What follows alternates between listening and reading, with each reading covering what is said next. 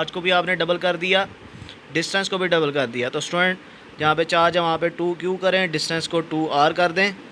तो देखें ऊपर से 2 एक फैक्टर बाहर निकलेगा और नीचे ये 2r² जब आप ओपन करेंगे तो ये आएगा 4r²। तो देखें ये फैक्टर तो उसी तरह रहेगा, लेकिन बाहर 2/4 यानी कि 1/2 आ जाएगा। इसका मतलब इलेक्ट्रिक इंटेंसिटी क्या हो जाएगी स्टूडेंट, वो हाफ हो जाएगी। अच्छा, इसके बाद MCQ नंबर हम लोग 48 देख लेते हैं जी। The increase in capacitance of a capacitor, capacitor की जो कैपेसिटेंस है वो इंक्रीज़ करती है due to presence of dielectric. जब एक डाइलेक्ट्रिक रखते हैं और इसके पीछे वजह क्या होती है, तो स्टूडेंट के पीछे वजह क्या होती है, इलेक्ट्रिक पोलराइजेशन होती है। कि हो क्या रहा होता है कि जब एक कैपेसिटर हो तो एक इलेक्ट्रिक फील्ड पहले से मौजूद होता है पॉजिटिव प्लेट से नेगेटिव प्लेट की तरफ।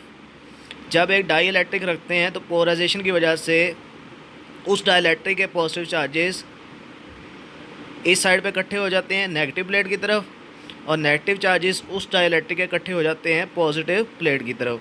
तो एक और इलेक्ट्रिक फील्ड आ जाता है जो कि हमारे पहले वाले इलेक्ट्रिक फील्ड के ऑपोजिट डायरेक्शन में आ जाता है। ऑटोमेटिकली ये वाला इलेक्ट्रिक फील्ड कम होगा और इलेक्ट्रिक फील्ड और कैपेसिटेंस एक दूसरे के इन्वर्सली प्रोपोर्शनल है। तो इलेक्ट्रिक फील्ड कम होने से कैपेसिटेंस बढ़ जाती है। अच्छा, उसके बाद स्टूडेंट MCQ नंबर 50 देखें।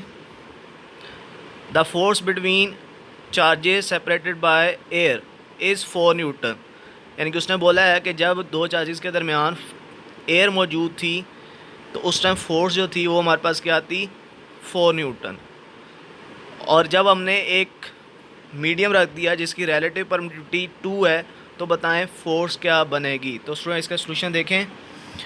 उसने कहा था कि जब एयर है तो फोर्स कितनी है, उस टाइम फोर्स है हमारे पास 4 न्यूटन। हमने एक परमिटिविटी रिलेटिव परमिटिविटी का एक मीडियम जिसकी रिलेटिव परमिटिविटी क्या है 2 है वो हमने रख दिया।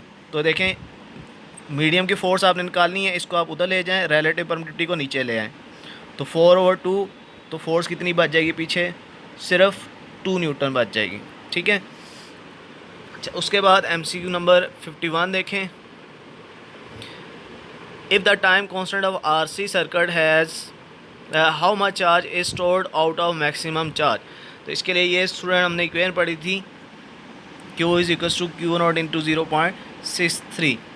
अच्छा, उसके बाद MCQ नंबर आप 52 देखें। Energy density in case of capacitor is always proportional to. Energy density किसके डायरेक्टली प्रोपोर्शनल होती है। तो स्टूडेंट इसके लिए देखें एनर्जी डेंसिटी का ये फार्मूला हमने पढ़ा था, इसमें एप्सिलॉन नॉट और 1/2 कांस्टेंट है। तो इसका मतलब एनर्जी डेंसिटी किसके डायरेक्टली प्रोपोर्शनल है, इलेक्ट्रिक फील्ड के स्क्वायर के। उसके बाद MCQ लास्ट MCQ देखें स्टूडेंट कि if an electron of charge is accelerated through a potential difference V it will acquire energy. और उसके बाद कितनी एनर्जी होगी स्टूडेंट, V इंटू E। कैसे पता चलेगा, देखें इलेक्ट्रिक पोटेंशियल होता है वर्क डन होना चार्ज, तो वर्क आ जाएगा चार्ज इंटू पोटेंशियल। चार्ज कौन सा है, इलेक्ट्रॉन, पोटेंशियल हमने V दिया, तो यही वर्क उसको एनर्जी मिलेगी। और एनर्जी कितनी होगी उसके पास, V इंटू E। तो स्टूडेंट ये थे हमारे इस चैप्टर के MCQs। हमने 53 MCQs जो हैं वो उनके सॉल्यूशन ढूंढे हैं। स्टूडेंट्स आपको जो फर्स्ट मेरी 4 वीडियोज़ हैं उनके नीचे डिस्क्रिप्शन के अंदर लिंक के अंदर